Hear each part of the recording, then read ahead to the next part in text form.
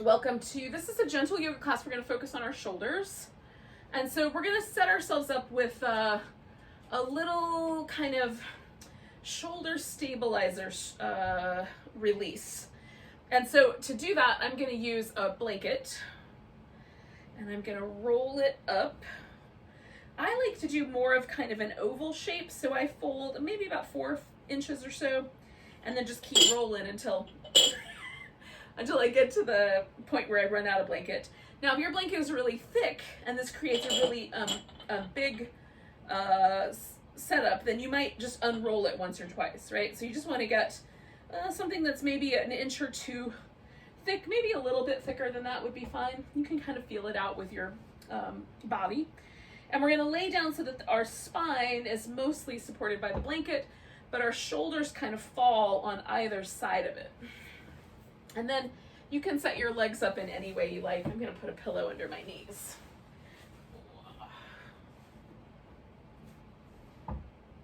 Okay. Now, I kind of like to try to figure out where's the best spot for the bottom of the blanket to go.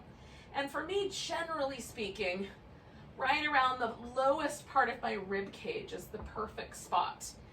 If it's all the way down to my sacrum, it's not terrible, but it just sort of interferes with the natural curve of my low back, so I prefer it a little bit higher. And then just allowing the shoulder blades to sort of fall on either side of the blanket, like maybe the little bottom tip of the shoulder blade on the inside edge is touching the blanket for sure.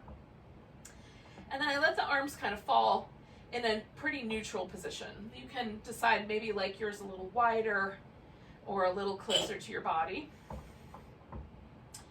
And then this helps release the deep shoulder stabilizer, which primarily is the pectoralis minor muscle, which attaches to the ribs, moves kind of through past the arm bone and attaches to a little, like a ridge, a little knob on the shoulder blade. So it helps stabilize the shoulder in the front, and then of course the rotator cuff muscles are what stabilizes the shoulder in the back. And you might feel the release here in either of those places as we let the shoulders sort of fall backwards in space. Now, if you wanted to, you could take your blanket and sort of wrinkle it up so that your head is held a little bit higher. So if you prefer your head to be a little bit more elevated, I like it so that my chin at least is mostly level. I don't want my chin tucked in against my breastbone. It's a little bit too much for the neck for me. But feel it out for yourself. Then we're just going to pause here, let the body get heavy. If you need to make any adjustments, by now you should know if your low back needs a little adjusting or if you need to adjust yourself side to side. And then we'll just let ourselves settle into the present moment, sort of embracing the stillness. We'll stay for a few more minutes, just allowing the shoulder to gently release any pressure that might come from the front. Often when we lean forward or we bring the arms forward to do work like at a computer or over a steering wheel, or hairdressers will find this is true, like anyone who has to hold their arms in a rather rigid position in front of them will find this is useful.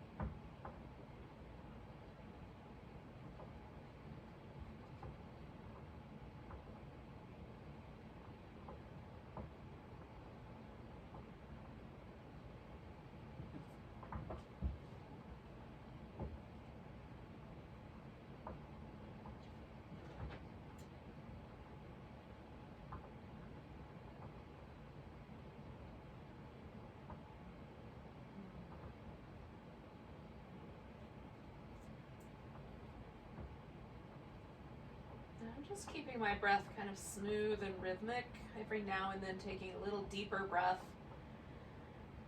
Sort of get a little bit more movement in the rib cage. So these little muscles that we're stretching in the shoulder are also secondary breathing muscles that kind of help pick up the ribs so that we get a good deep breath. You might feel that if you pay attention. Let's do about 3 more breaths.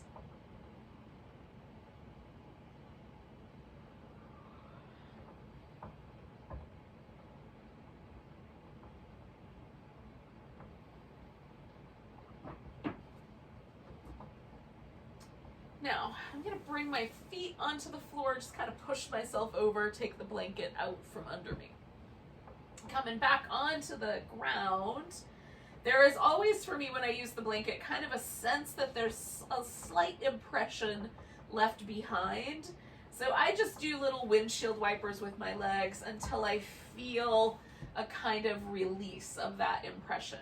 This feels nice to my hips. If you would prefer, you could bring the knees into your chest and do a little bit of a kind of rock on your back that way. It doesn't take very long for that to settle into place. And now I'm reaching forward so that my shoulder blade comes around the edge, and then I'm curling in with my abs to kind of press my upper back into the floor, and then rocking right between my shoulder blades, because this is the place where I can often find like little knots and things, things that feel sticky, and rocking kind of helps release some of that. Okay. Now, we're gonna just make sure that we've got the room to reach overhead without running into things. So, if like my yoga props are in the way, I'll just move those out of the way. And it's possible that the range of motion of your arm will become painful somewhere in this last maybe quarter of the movement pattern if you have some rotator cuff injuries. So if that's the case, then you can stop at the point of discomfort and come back rather than complete the entire range of motion. It's really up to you. It might be beneficial to do the range of motion. It might not be. I think you should go on how the shoulder feels. Any sharpshooting pain should definitely be avoided.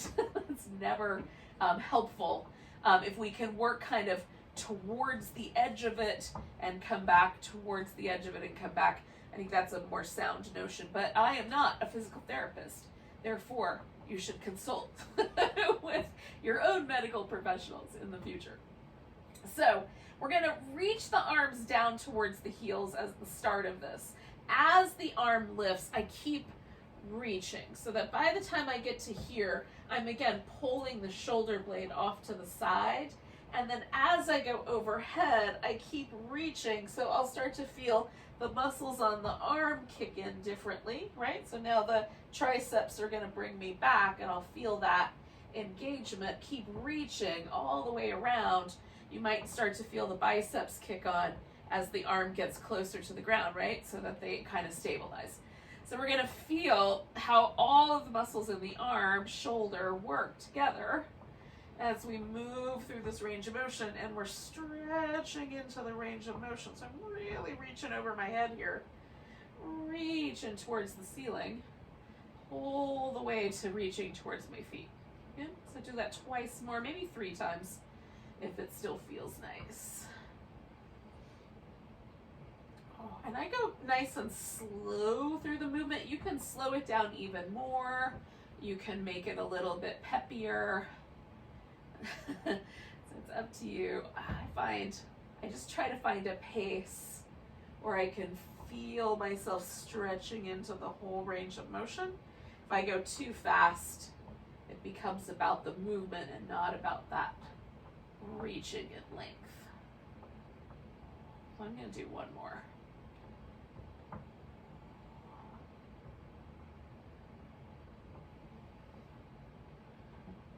Now I'm going to come all the way back to where I started. And I find that really useful all by itself, but just let your shoulders relax for a moment and see how it landed for you. So what happens for me with that particular movement pattern is that there's a kind of pleasant warmth. I've gotten every muscle in my arms and shoulders a little bit warmed up. And so now I'm ready to go into some slightly more interesting shoulder stretches, and then those will be building blocks for the next layer. And that's sort of how I like to work with the shoulders and the hips as well, which is kind of start with some movement and then slowly sort of build in a little bit more intensity of sort of stretch or pressure within that area. And then avoiding, of course, sharpshooting pain, numbness, or tingling or electrical kind of zizzy nerve sensations, and trying to kind of work just within that range of like, it feels like a stretch or it feels like a pressure that's kind of interesting, right on?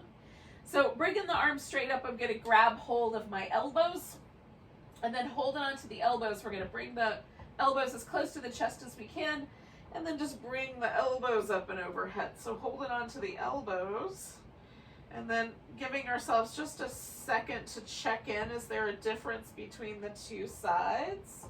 And coming all the way back.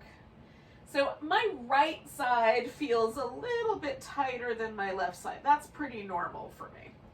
So I'm going to go ahead and do my right side first. So I'm going to grab, you could do it either way, but this gives me a chance to work with the side that's a little more resistant up front.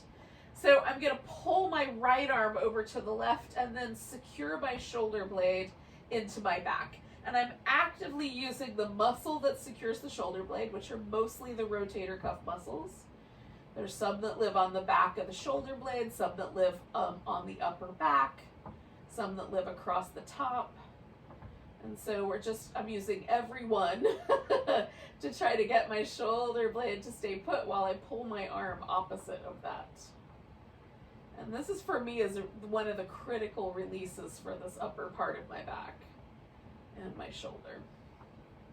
Okay, so releasing that side, and all that, if I just pause there, all what I feel is that this shoulder blade feels like it fits more naturally into my upper back, and it feels like my arm bone has dropped a little deeper towards the floor.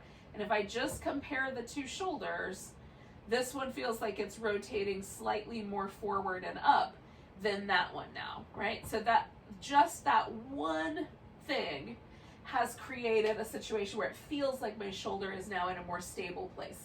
So I'm going to do the same thing on this side. Grab that left elbow, or just above the elbow on my upper arm, and then pull the shoulder blade back in. And it's just this little kind of isometric stretching work.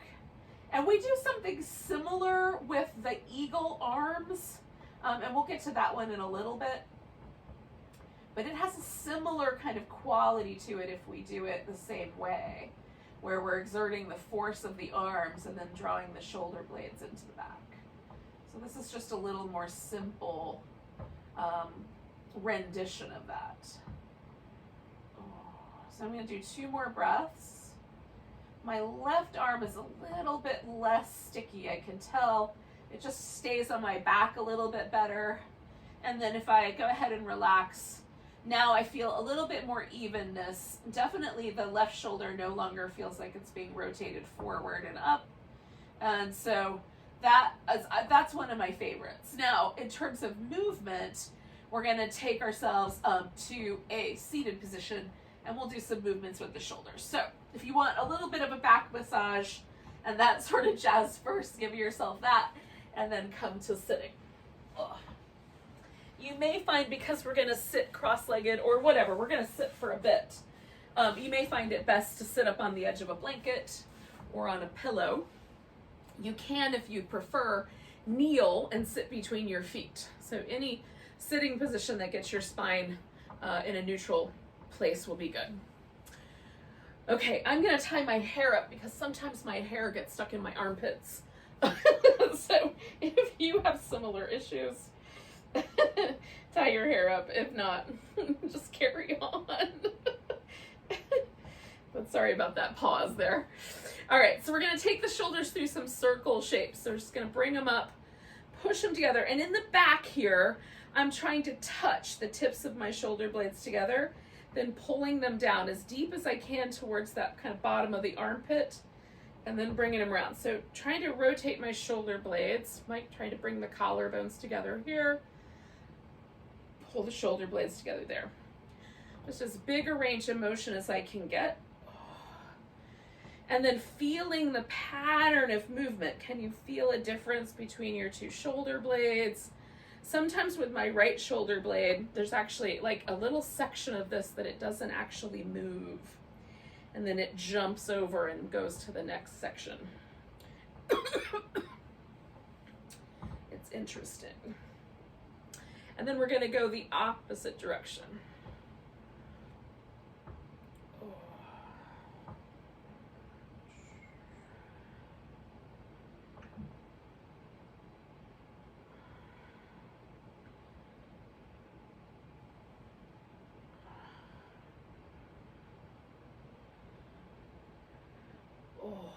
Okay, so then let the shoulder blades fall, and we'll work a little bit with our neck. So again, we want the upper back to be relatively stable, so make sure that you're sitting in a way that your spine is relatively effortless in holding itself up. And then we're going to drop the chin and let the head sort of roll. Now, some of us will find it's a little pinchy here.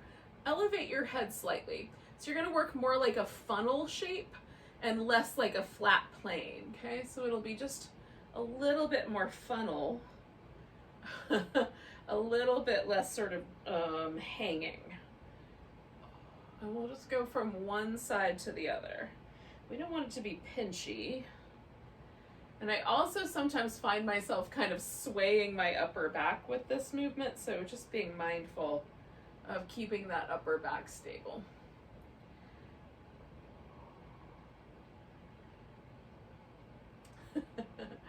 It's almost like my torso thinks my neck is having too much fun by itself.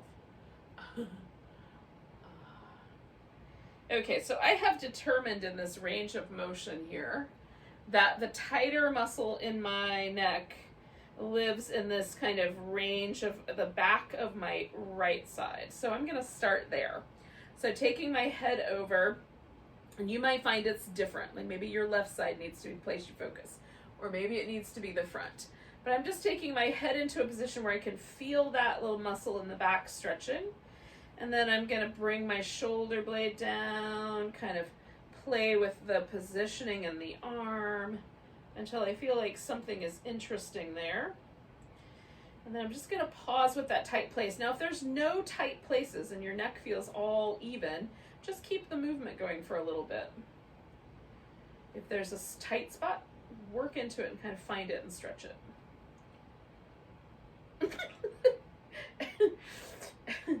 Sorry, there's shenanigans going on around here caused by small furry creatures.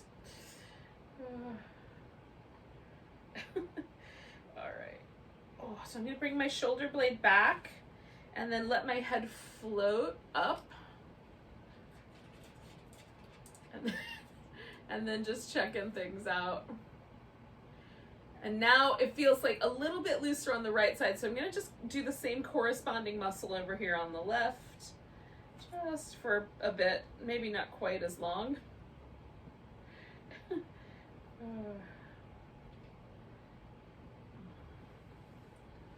just see if I can find sort of a balance. All right, so if there's any other tight places in your neck, work with those. For me, that was pretty much the spot. And usually, you know, sometimes it'll be the front, sometimes it'll be the back. I think usually it depends on how I sleep. For me, neck issues are largely oriented in that way. Getting, you know, I have yet to find a perfect pillow. Maybe one day. So now we're going to take ourselves through a couple little hip openers, but we'll use the arms as well. So we're going to start with a deer pose. So one leg is up front, one leg is out to the side. Now, how close these are together or how far apart is up to you. I go for kind of a 90-degree angle with 90-degree angles at the knees. I am not getting a protractor. It's just somewhere in that neighborhood. And then this pose you can do just kind of sitting upright. It depends on how much internal rotation this back or side leg hip will give you. For some people, it's going to push you to the side quite a lot. For others, not as much. So you can, if you care to, kind of lean into that side and let this become a little bit of a side stretch, and then that will take some of the pressure away from the hip. You can, if you care to, turn a bit and fold. Now I need pillows for this because I can't quite make my way all the way to the ground. But this becomes a little more of a twist. So my navel is rotating towards the floor while my hip stays here. That becomes a spinal twist. And then you can also move to the front plane here and fold forward, which makes it kind of closer to a pigeon pose. So that's up to you as to which direction you think is going to be better for your hips. And again, you can adjust the angles based on how it feels. Now, we're going to do the arms in just a second, but just make sure that you like how you've set your hips up. And if there's anything that's telling you that you should change that, do. Now, my right leg is forward, so I'm going to put my right arm on top. So what I'm going to do is put the left elbow on the bottom and the right elbow on the top. And that's enough for me to feel a little bit of a stretch through the right side of my shoulder. You can, if you want to, do the full eagle wrap and grab hold of your thumb, or your palms can go together. And then I'm just letting myself draw that shoulder blade in towards my back. So as I fold forward and collect my arms, I'm feeling that little bit of pressure in my back. If you're sitting more upright, then you'll feel it a little differently. If you're sitting off to the side, you might decide to do this a little differently that way as well. And wrap an arm behind your back instead.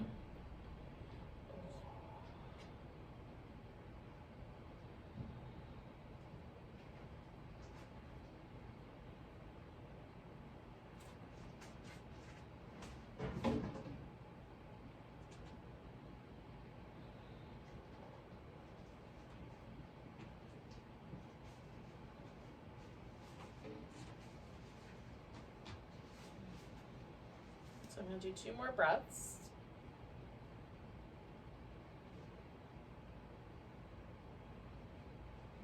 So I'm going to unwind my arms, lean a little bit over to the side, bring this leg around. Now, starting point might be just sitting cross-legged. Possibility number 2, bring the shins on top of each other. And then possibility number 3 is to draw the knees closer together. So you can do it in any way that you think is good. I like to put a block underneath and then set my leg on the block so that I have a little bit more of a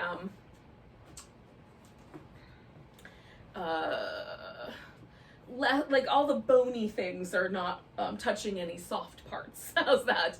So a little bit more of an angle, and my bony ankle is no longer resting on my tender inner thigh. So sitting up tall, you can check that out. You might lean back a little bit, see if that's better for your hips. Some people are going to find leaning forward is really pleasant. My left leg is on top. I'm going to take my left arm behind my back. Now, you can do both arms behind your back and do a reverse prayer. You can take your right arm over the top and grab hold of that left arm if you like, or you can just hold steady with the one arm behind the back. So again, we're doing a little deeper stretch in the shoulder. Hopefully we've built our way up to that with the other movements. And if it feels like it's too much, back it off a little bit, or take the arm just to the edge of the hip and see if that works better. If you did the arm behind your back last time, maybe do the little eagle wrap this time.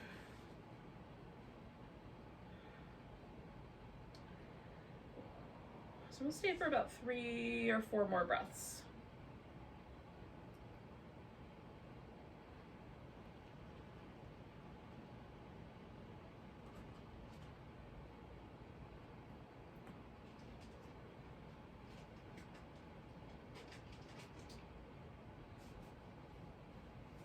I'm going to take a big breath. Kind of come up out of the forward bend, unwind that arm, unwind the legs, and then just for a moment, pause in the center. Get a little movement going, and sort of see where that landed you. Notice if the shoulders feel slightly asymmetric, if there's the one side that feels a little bit, you know, looser, or maybe they feel pretty even. I'm just noticing what's there. And we're gonna do the other side. So I'm gonna take my deer around the other way. Hello, critter. I'm folding forward. If you're folding to the side, you can make alternate choices. And again, my left leg's up front, so that arm is gonna go on the top. So I think that's the way I did it last time. No, maybe it was the other way. Hold on, I'll know in a second when I feel up. Nope, that way. Left arm on top. So feeling the shoulder blades now coming back down into my back. Don't bite my foot. Ow, stop. Stop it. This is not helpful.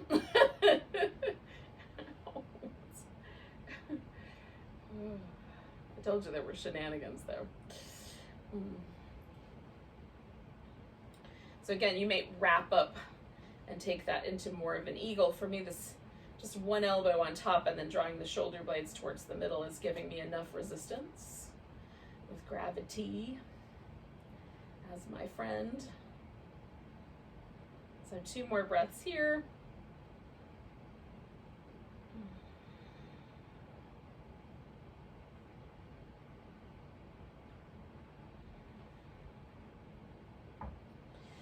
So then I'm gonna unwind and inhale my way up. I'm bringing this guy around. Again, it might just be a cross-legged sitting position, or maybe the leg comes up on top in some fashion.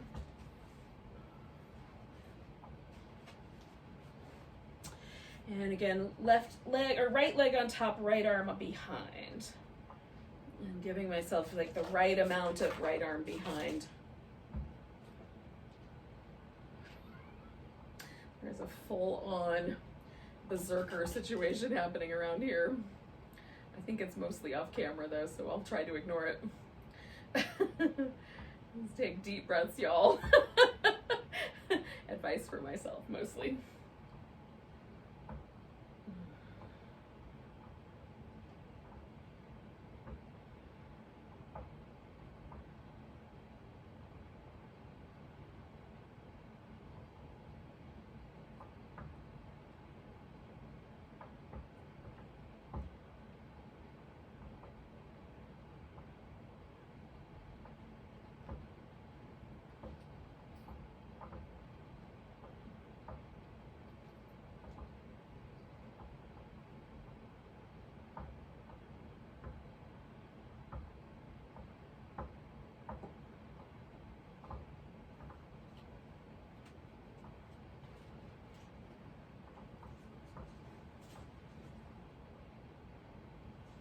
One more breath.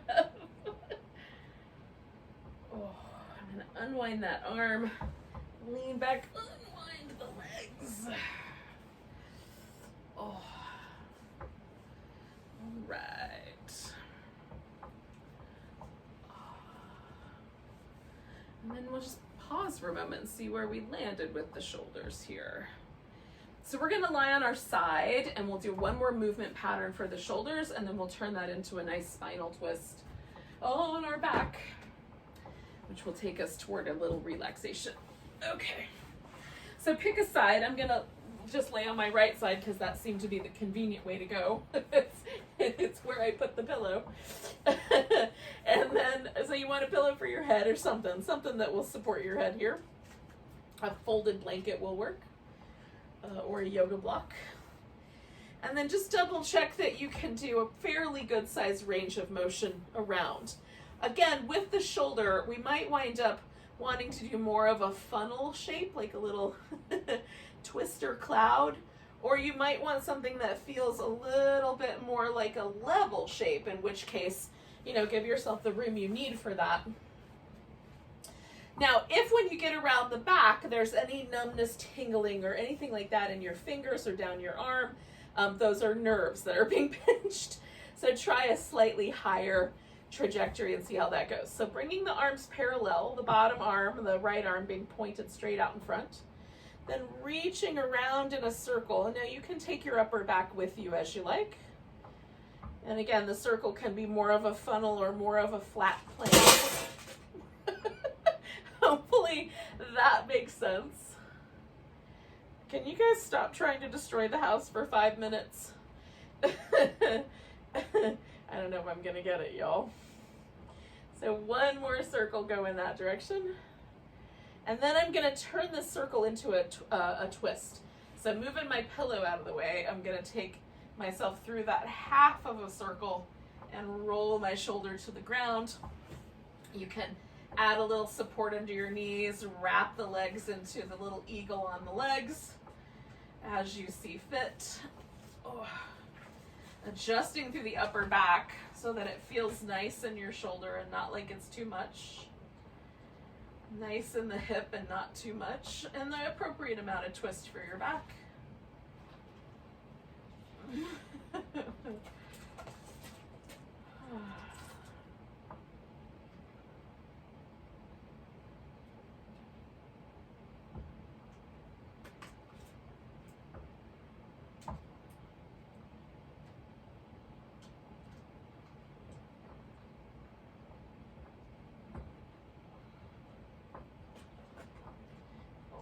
So I'm going to take my knees to the center and then just shimmy over so that I can do the same thing on the other side. So giving myself two, relatively parallel arms and making sure I've got the right amount of space to do the movement. Just circling the arm, again, more funnel shaped, more flat as you see fit. Reaching through the arm the whole way.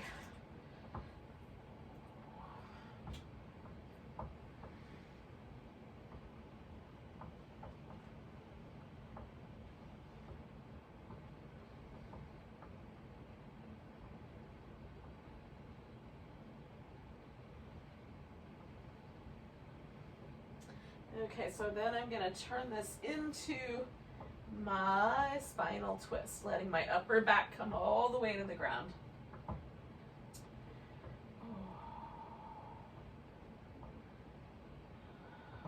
I'm trying to kind of let go and relax into this position a bit.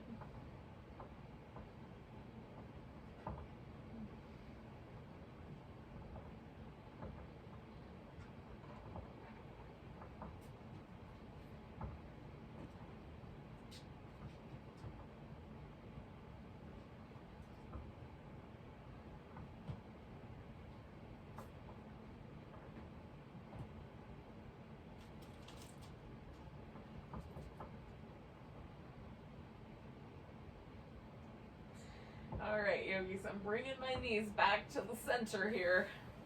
And then we can just give ourselves a pause.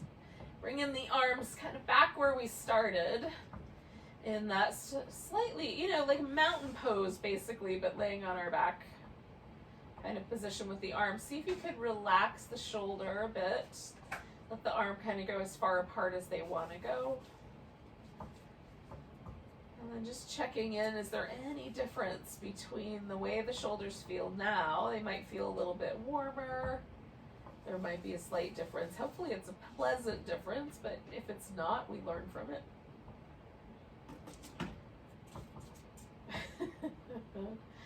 Taking 2 or 3 more breaths.